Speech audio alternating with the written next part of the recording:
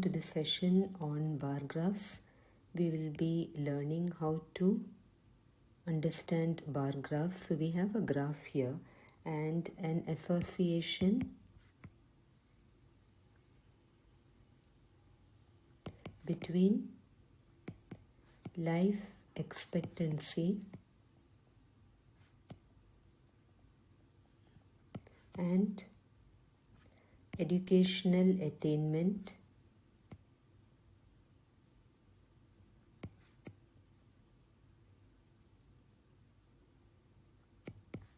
is illustrated.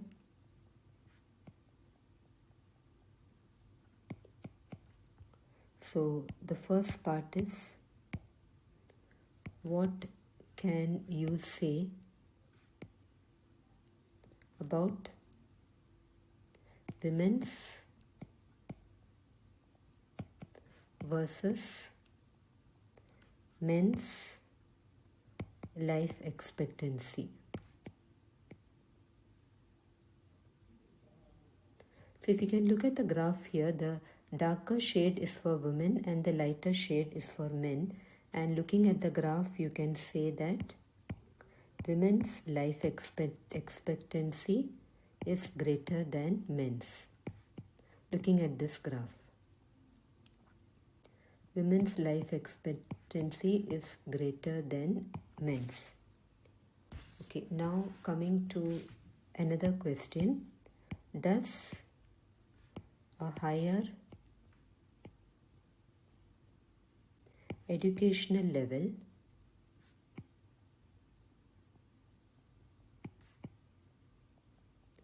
give a person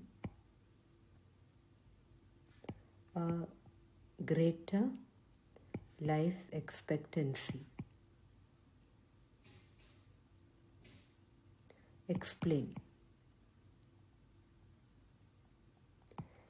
So if you look at the graph, from the graph it does mean that a higher life expectancy gives a higher educational level, does give a higher life expectancy, but it need not be necessary in general. So we can say that from the graph it means so,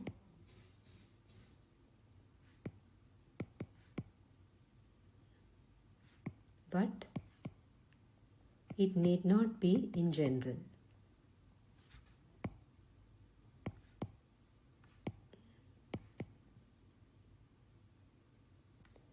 And now coming to the C part, explain the pattern in the second graph.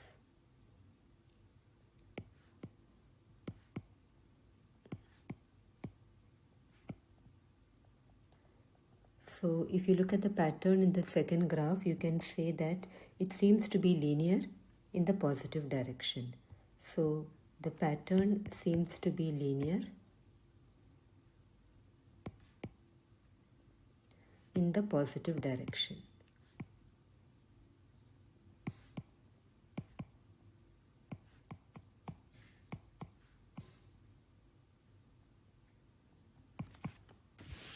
And coming to the D part, if 2 points on the second graph are 1272 and 2084, what information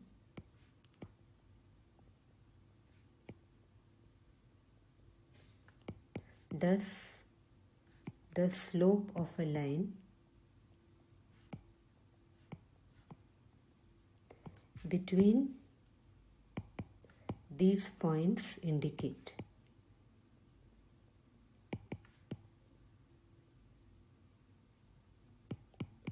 So the slope is given by y1 minus y2 by x1 minus x2, and that would be, if I denote it by m, it is 84 minus 72 by 12 minus 20, 84 minus 72 by 20 minus 12, and that would be 1.5.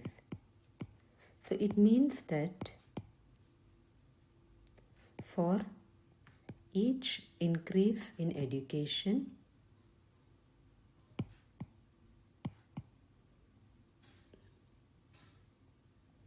there is a 1.45 year rise in life expectancy.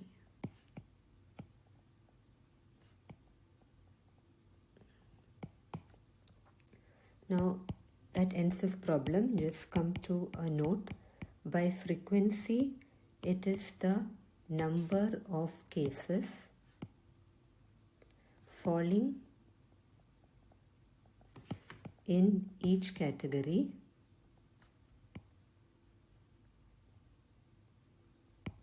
while relative frequency gives the percentage of cases falling in each category.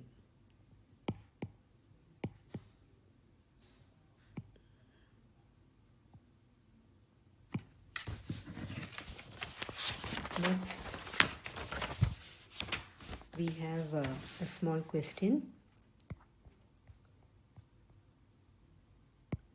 In a class of 8 students, in a class, 8 students picked milk chocolate,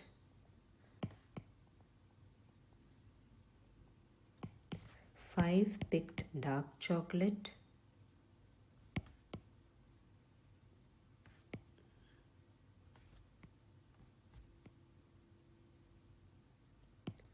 6 picked nutties,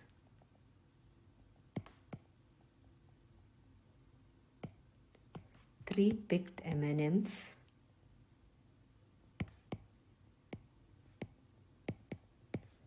and 3 picked fruit and nut flavor.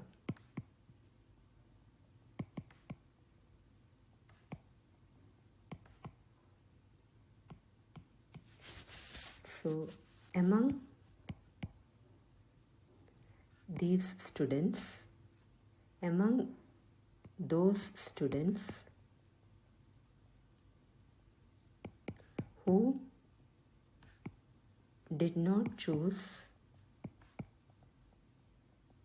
milk chocolate, what proportion chose fruit and nut?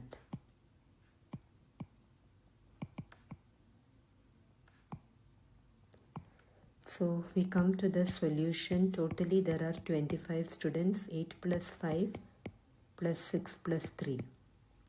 So totally we have 25 students, and students who did not choose milk chocolate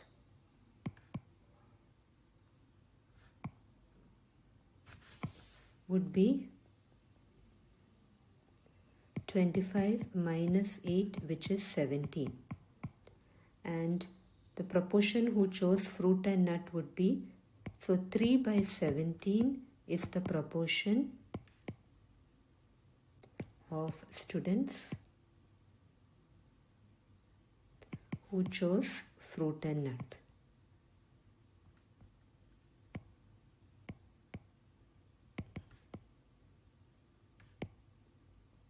Okay, now just take down a note, and that is discrete quantitative variables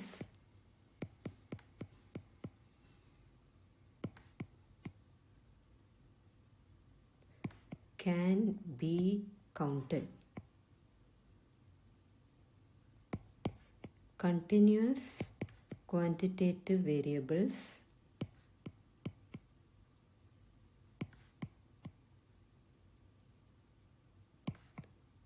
can be measured. So that concludes this session on statistics. Thank you.